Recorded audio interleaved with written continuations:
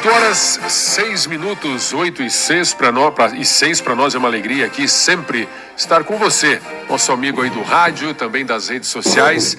E a partir de agora aqui no Estúdio News, nós vamos conversar com o advogado e historiador Enio Viterbo, direto de Coimbra, em Portugal, para a gente fazer uma análise aqui sobre a nossa política, também o nosso judiciário. Eu gostaria de saber, primeiramente, de você, Enio, já sofreu algum tipo de sanção, de cerceamento, algum tipo aí de perseguição por causa de suas críticas nas redes sociais, envolvendo especialmente o STF?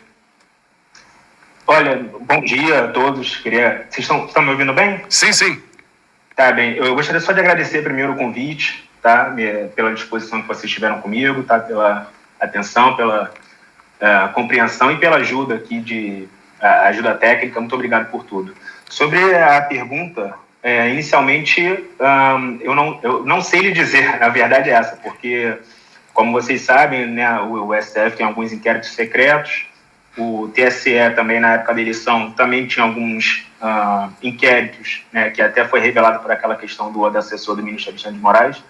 Então, assim, o que eu posso dizer, e aqui digo em primeira mão para vocês, é que na época do TSE, que foi revelada aquela questão das conversas do assessor, eu tinha feito um pedido para o TSE sobre aquela assessoria de desinformação, etc., que ficava monitorando as redes sociais. Eu fiz um pedido para que ela me enviasse o nome das pessoas que ela monitorava nas redes sociais. A resposta dessa assessoria foi de que ela não monitorava ninguém especificamente, nenhum indivíduo. Enfim, tive que me conformar com essa resposta, mas poucos dias depois houve o vazamento lá daquela matéria do Glenn, se não me engano foi na Folha de São Paulo, de que existia um monitoramento de pessoas específicas por ordem do ministro Alexandre de Moraes, né? Ele fazia alguns apontamentos para os assessores deles que efetuavam essa busca nas redes. Então, assim, não sei lhe dizer se eu já fui investigado, vamos dizer assim. Tá certo, são 8 horas e 9 minutos. Nós estamos vivendo no Brasil, você sabe muito bem, né? Vivendo muito essa questão que envolve a anistia aos presos do dia 8 de janeiro, muito até pelo fato da comoção, né, que foi essa questão envolvendo a moça do batom, né, a Débora, que ficou 2 anos presa, não que ela esteja livre, continua presa, só que agora em casa, com monitoramento, né, eletrônico, sem poder ter as suas redes sociais, sem poder ter muito contato, né? Então, assim, a liberdade dela continua cerceada, apenas ela está mais próxima da família, né? Está em contato com os filhos, né? Já é um alento, mas mesmo assim continua com seus problemas na justiça devido àquela questão lá da frase, perdeu Mané. Nós temos aí agora a Câmara envolvida, inclusive a Câmara aí está parando o pé, né? Está parando o pé justamente fazendo uma pressão, né? Fazendo uma pressão aí, muitos parlamentares, quanto à questão da anistia. Você acredita que essa pressão lá na Câmara de travar todos os trabalhos pode dar algum resultado positivo, Enio? Olha, eu acho que sim, porque o presidente da Câmara, Hugo Mota, ele estava um pouco em cima do muro, né, como a gente diz, sobre essa questão da anistia, mas é impressionante o trabalho que a oposição está realizando lá no Congresso Nacional, principalmente na Câmara dos Deputados, de fazer essa pressão para sair anistia com essa questão da obstrução. Então, assim, eu acredito que a oposição não entraria nessa de cabeça se não tivesse algum tipo de articulação para aprovar essa questão na Câmara dos Deputados. Então, eles não iriam fazer todo esse trabalho de obstrução se não tivesse um número bom de deputados que fossem a favor da medida. Então, acredito sim que pode gerar, principalmente agora que o deputado Hugo Mota acabou de ser eleito, inclusive com apoio do PL, eu acredito que é difícil para o deputado Hugo Mota não realizar algum tipo de avanço, né, na questão da anistia.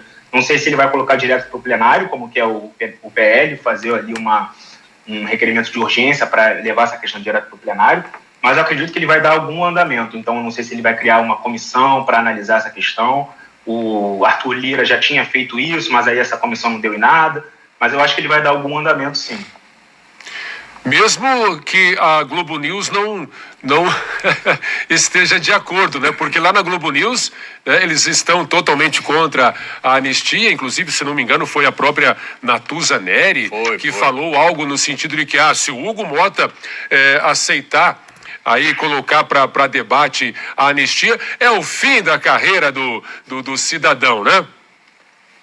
Assim, é um absurdo completo, né? É inacreditável o que a gente vê na Globo News sobre essa questão da anistia. Eu não gosto muito de assim, pessoalizar essa questão, mas a Natuza, a jornalista da Globo News, ela tem uma implicância muito forte com o Congresso Nacional quando o Congresso resolve tomar alguma atitude contra o Supremo Tribunal Federal.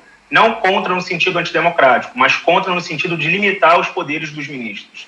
Então, sempre que surge algum projeto de lei, alguma coisa que vai rever alguma decisão que o ministro tenha feito que os ministros tenham feito de forma equivocada, ou alguma questão que vai restringir os poderes dos ministros do STF, a Natuza é a primeira a dizer que é um absurdo, que o Congresso é errado, está errado, que não está jogando a favor do povo, que isso é contra a democracia, etc. e tal.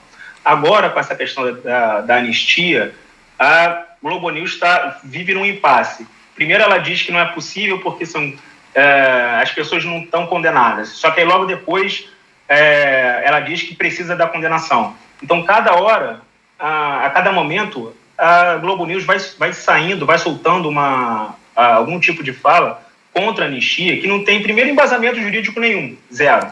E segundo, que é simplesmente uma mensagem que algum ministro do STF deu para alguns jornalistas da Globo News e que eles replicam, com todo respeito, tá? Aqui eu estou falando com todo respeito. Mas a gente teve ontem, não sei se vocês tiveram a oportunidade de ver, a Daniela Lima, que é uma jornalista da Globo News, simplesmente falou que um ministro do STF passou um recado para ela no WhatsApp e que depois ela replicou isso aí, e que depois dessa mensagem também foi replicada para outros parlamentares, que era uma mensagem contra a anistia. Então, assim, é inacreditável que a gente tenha ministro do STF se valendo desse tipo de expediente, mandando mensagens para jornalistas, principalmente da Globo News, que aí fazem todo dia esse trabalho contra a anistia, contra uma lei de anistia, e, repito, sem embasamento jurídico nenhum, e que a gente não tem aqui uma voz contrária, que a gente não possa se manifestar nas redes contra esse tipo de expediente, senão a gente é taxado aí de radical, ou que quer acabar com a democracia. Mas, enfim, o que a gente defende, principalmente nas redes sociais, é bem simples, é que o Congresso Nacional faça o trabalho do Congresso Nacional e que o Supremo Tribunal Federal faça o trabalho do Supremo Tribunal Federal. É uma coisa bem básica e não deveria ser, enfim, nenhum problema, né? Mas hoje em dia vocês imaginam que isso só pedir isso já é ser taxado aí das piores coisas possíveis. Exatamente. São 8h15. Aqui na bancada comigo, Enio, estão o doutor Ismar Pavilac, advogado, também o repórter Gilson Pessoa, que vão conversar com você também. Enio, bom dia. Bom dia. Enio, primeiro eu quero dizer que acompanho o seu trabalho e quero te parabenizar pela coragem de manifestar-se sobre tantos assuntos. Já que estamos falando do Supremo Tribunal Federal e do Judiciário Brasileiro, eu quero atentar para os gastos exorbitantes. Durante a abertura do ano judiciário, o ministro Barroso falou a respeito disso, citou um número que eu acho que é um pouco aquém do que verdadeiramente é, casa de 132,8 bilhões. Dá, segundo ele, 1,2% do PIB. Ele diz, olha, é de fato exorbitante e nós somos criticados por isso. Mas vejam bem, nós trabalhamos em mais de 50% dos casos com defesa gratuita, falando do judiciário. Disse que nestes gastos não estariam incluídos o Ministério Público e a Defensoria. E foi mais além, de que a União, estados e municípios não pagam o judiciário. Só que em 24, o judiciário arrecadou cerca de 60 bilhões. para 140, quem foi que pagou o resto, Enio Viterbo? Primeiro, sobre essa fala do Barroso, ele tem reiterado essa fala em algumas vezes, que as pessoas criticam os gastos do judiciário. Então, vamos lá. Como você bem colocou, ele coloca no bolo desse gasto não, né? Ele chama de investimento, mas ele colocou nesse discurso dele, na abertura do ano lá do Supremo Tribunal Federal, ele colocou o Ministério Público e a Defensoria dentro desse gasto. E aí, como as pessoas puderam perceber assim, logo de imediato, e isso rodou pelas redes sociais, o Ministério Público e a Defensoria não integram esses gastos que o Barroso tinha colocado. Então, assim, depois ele até se desculpou pelo erro, etc. e tal. Isso é um primeiro ponto, né? Porque depois, uma outra pessoa que cometesse o mesmo equívoco não seria tratada com a mesma benevolência pela mídia, né? O ministro cometeu ali, na minha opinião, um desserviço ali em colocar o Ministério Público e a Defensoria dentro desse pacote aí de gastos que beira aí os milhões, enfim, os bilhões. Agora, uma coisa também que o ministro Barroso coloca, e as associações de classe dos juízes também colocam, é que eles tentam justificar esses gastos dizendo o seguinte: o judiciário, ele gasta muito, ele tem um valor muito alto, etc. e tal, mas ele também arrecada muito. E aí eles colocam um exemplo, não sei se vocês já pararam para pensar nisso, eles dizem o seguinte: não, mas o judiciário arrecada não sei quantos bilhões, trilhões com execução fiscal. Só que quem já trabalhou em uma execução fiscal, e aí eu posso dizer porque eu fui estagiário na Procuradoria-Geral da Fazenda Nacional, lá em Niterói, sabe que o judiciário não arrecada um centavo. Quem arrecada são os procuradores. Então, quando eu trabalhava lá com o meu procurador, Dr. Bruno de Aquino Xavier, quem fazia o trabalho de correr atrás dos bens dos devedores era o procurador da Fazenda Nacional. Ele fazia ofícios aos cartórios, ele corria atrás das contas bancárias, ele pedia o bloqueio dessas contas, ele fazia o grupo econômico. Quem trabalhava na execução fiscal para garantir o dinheiro do fisco era o procurador. Não, agora, é uma coisa inacreditável, o juiz, e aí ele coloca o ministro Barroso coloca o judiciário nessa conta, o juiz colocar como arrecadação o trabalho final do procurador, porque ele deu a sentença, porque o juiz deferiu o bloqueio, porque o juiz, sentenciou alguma coisa na execução fiscal, e aí ele colocar esses bilhões que os procuradores, aí vai da Procuradoria Municipal, Procuradoria, Federal, da Fazenda Nacional, são, de fato, retirados dessa conta e aí são incluídos os juízes. Então, assim, se a gente tirar dessa conta, que já tem esse valor astronômico, essa questão da execução fiscal, o rombo fica muito maior. Muito maior. E aí, como saiu nas redes sociais também, e é uma questão inacreditável, o Supremo Tribunal Federal tem um gasto maior do que a monarquia britânica. É simplesmente inacreditável. E aí, se a gente entrar no site do Supremo Tribunal Federal e a gente for pesquisar os editais de licitação, fica pior ainda. Há pouco tempo, se não me engano, no ano passado, no ano retrasado, surgiu nas redes sociais, e foi confirmado pelo Supremo Tribunal Federal, editais de licitação para lanches, almoço, etc., no Supremo Tribunal Federal, e aí tinha vinho premiado, lagosta e medalhão e sei lá o quê, enfim, uma despesa inacreditável com um órgão público. Isso foi colocado como se fosse ali super normal. E agora a gente tem uma outra coisa que surgiu. Isso que a gente coloca aqui, gente, são questões pequenas quando comparadas ao orçamento geral, mas se a gente for colocando isso, for empilhando essas questões, explica para o contribuinte por que a gente tem que pagar, por exemplo, foi a última notícia que saiu, cerca de R$300 por gravata que o Supremo Tribunal Federal mandou fazer para presentear aí visitas, enfim, amigos da corte. E aí? Como é que a gente faz? Se a gente for empilhar isso aí, gente, dá um orçamento de milhões de reais. E aí tem gasto com segurança, tem gasto com iluminação, tem gasto com internet, etc., toda a parte de informática do Supremo Tribunal Federal, que também é muito custosa. Mas se a gente for colocar todas essas questões, o contribuinte não aceita, não acredita que isso é viável. A gente sabe aí que as notícias que a própria imprensa deu, que a gente pagou, a gente, quando eu digo o contribuinte, pagou a segurança do ministro Toffoli para ir ver a final da Champions League. Verdade. Então, assim, eu acho inacreditável a gente não conversar mais sobre isso. Exatamente. Você me fez lembrar aqui também, Enio, que recentemente a gente debateu aqui a informação de que fisioterapeutas ficam de plantão, né, lá no STF para massagear os ministros, né, caso tenha um torcicolo, né, alguma coisa, né, que aconteça, estou com meu braço não está legal, vou fazer uma massagenzinha, o pessoal fica lá à disposição, e a gente, como você disse, a gente, né, pagando tudo isso aí. Doutor Ismar. Bom dia, Enio, tudo bom? Bom dia.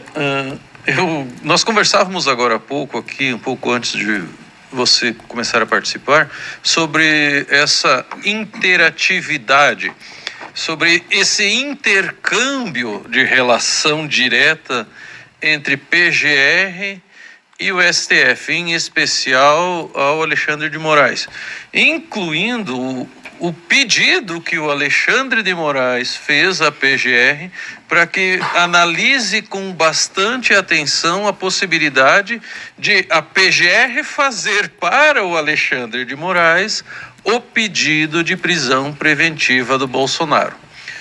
Você é advogado, eu também o sou. Eu não me recordo de ter visto aberração mais gritante do que essa. Você é o juiz, você vai lá pedir ao promotor determinar como ele deve agir. Você se recorda de ter visto isso em algum outro local do universo, não só do planeta? Não, de fato eu nunca vi esse tipo de coisa. E a gente tem que lembrar, e aí eu falo com todo respeito aqui ao PGR Paulo Gonet, mas que a imprensa deu, e aí vários veículos de imprensa deram isso, que quem indicou o PGR Paulo Gonet ao presidente Lula foram os ministros Alexandre de Moraes e Gilmar Mendes. Então, assim, nós temos hoje, no Brasil, um PGR que foi nomeado por indicação do ministro Alexandre de Moraes, que é relator desses inquéritos, e aí o PGR faz um pedido para a pessoa que indicou ele, que, assim, eu não sei que réu no Brasil ou no planeta Terra se sentiria confortável de saber que o Ministério Público, que é o responsável pela denúncia contra esse réu, contra essa pessoa, ele foi indicado para esse trabalho pelo juiz da causa. Então, assim, esse relacionamento, e isso, eu repito, quem disse isso reiteradas vezes foi a própria imprensa. Inclusive, se a gente lembrar, existia uma disputa entre o ministro Gilmar Mendes e uma parte do Partido dos Trabalhadores, porque uma parte do Partido dos Trabalhadores entendia que deveria ser um outro nome para a PGR, e quem bancou o Paulo Gonet foi o ministro Gilmar Mendes e o ministro Alexandre de Moraes. E o ministro Gilmar Mendes, inclusive, tem uma relação antiga com o PGR, tiveram uma sociedade, se não me engano, em uma instituição de ensino superior lá de Brasília, escreveram livros juntos, enfim, tem uma relação antiga, e agora a gente vê essa relação muito próxima, entre o PGR e o ministro Alexandre de Moraes. O tanto é assim que eu não lembro da imprensa noticiar algum tipo de controvérsia entre o ministro Alexandre de Moraes e o PGR. Não lembro. Não lembro da vez que o ministro Alexandre de Moraes teve algum tipo de entrevero com a PGR, algum tipo de discussão, ou que a imprensa deu que o ministro Alexandre de Moraes não estava satisfeito. Muito pelo contrário. O que a gente vê na imprensa é que existe esse vamos dizer assim, esse jogo entre o PGR e o ministro Alexandre de Moraes. As questões ligadas diretamente ao impedimento e à suspeição, elas existem aqui para os réis mortais, aqui embaixo, né? Lá na alta cúpula, nos deuses do Olimpo, nada disso vale, né? Não existe. Não existe suspeição e impedimento no Supremo Tribunal Federal. E a gente vê, principalmente com essa questão do ex-presidente Jair Messias Bolsonaro, como isso assim, como a gente tem que ter um controle maior disso, como isso tem que ser mais criticado. Porque a gente tem o ministro Flávio Dino, que se julgou apto, e se disse apto ao julgamento do ex-presidente Jair Messias Bolsonaro, quando esse ministro disse que o ex-presidente Jair Messias Bolsonaro era a encarnação do mal, era próximo ao diabo, era o responsável político pelo 8 de janeiro. O ministro Flávio Dino também já processou o ex-presidente Jair Messias Bolsonaro, já, se não me engano, uma queixa-crime, que estava até com o ministro André Mendonça, se não me engano, mas assim, todas essas questões, na primeira instância, isso seria travado pelo tribunal. Isso aí, em 2 segundos, o advogado ia fazer uma petição dizendo isso. Olha, o juiz da causa chamou meu cliente anteriormente de encarnação do mal, chamou meu cliente de diabo, já falou que o meu cliente é o responsável político pelo ato que ele quer julgar. Isso, na primeira instância, seria derrubado em 5 minutos.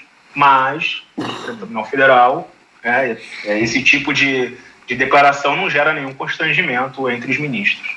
92.3. 8 horas e 27 minutos. A gente já está se encaminhando aqui, Enio, para finalizar nosso bate-papo, mas eu gostaria, já que você está em Portugal, eu gostaria de que você falasse alguma coisa sobre o trabalho do jornalista português aí, o Sérgio Tavares, que ficou muito conhecido após ele, aqui numa cobertura de uma manifestação de Jair Messias Bolsonaro, ele ter sido detido, né, no aeroporto, e aí quem não conhecia ele ficou conhecendo e agora o mundo conhece. Ele tem feito um trabalho fantástico, né, levando para a Europa, para os Estados Unidos, enfim, né, todas essas questões envolvendo aqui o cerceamento das liberdades aqui no Brasil. Agora, recentemente, também a questão aí do documentário de Fake Jude, né, feito por ele, produzido pelo Sérgio Tavares em diversas cidades e países.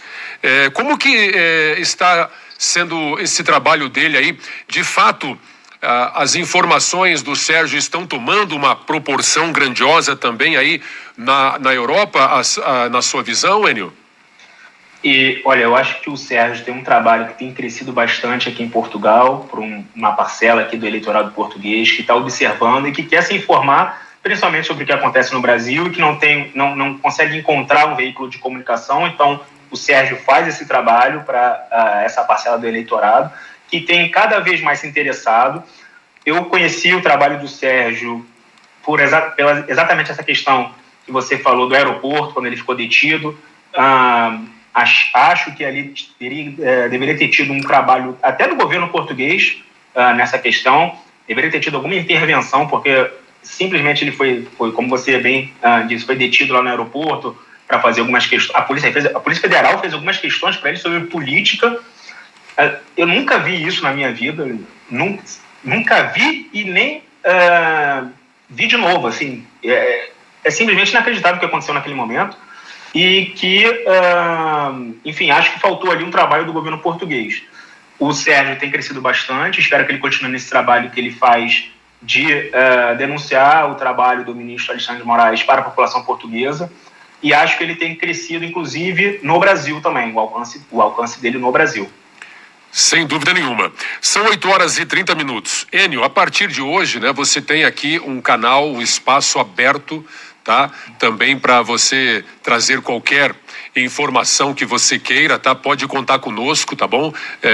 Da nossa parte aqui temos uma parceria agora para continuarmos debatendo esses assuntos que dificilmente são debatidos em outros canais, porque aqui a nossa emissora é totalmente contra, né, esse consórcio que foi feito aí entre executivo e judiciário para perseguir certas pessoas, certas autoridades, certos grupos, né, especialmente os grupos que os criticam. Aqui parece que está proibido criticar, está proibido pensar diferente no país, né? Então, nós somos uma emissora libertária. Nós damos aqui espaço para todos, mas especialmente o espaço para a verdade. Conte conosco aqui na Estúdio 92, viu, Enio? Bem, muito obrigado pelo convite. Fico disponível aí sempre que vocês quiserem. Estou sempre à disponibilidade de vocês, tá? Para qualquer outra questão que vocês queiram saber e que a gente possa bater um outro papo, tá bom? Em alguma outra oportunidade. Fico feliz pelo convite, agradeço demais essa abertura que vocês me deram, tá? E, de novo, fico sempre disponível para qualquer outra oportunidade, tá bom? Muito obrigado. O espaço também para você aí divulgar suas redes sociais, seus contatos aí, Enio, caso você queira. Ah, sim. Todas as redes sociais, @EnioViterbo, no Twitter, no Instagram, no YouTube. @EnioViterbo. Isso, @EnioViterbo. Eu atuo muito mais no Twitter, mas agora estou investindo também no Instagram e no YouTube. Tá certo, Enio. Forte abraço. Forte abraço para todos. 8h32.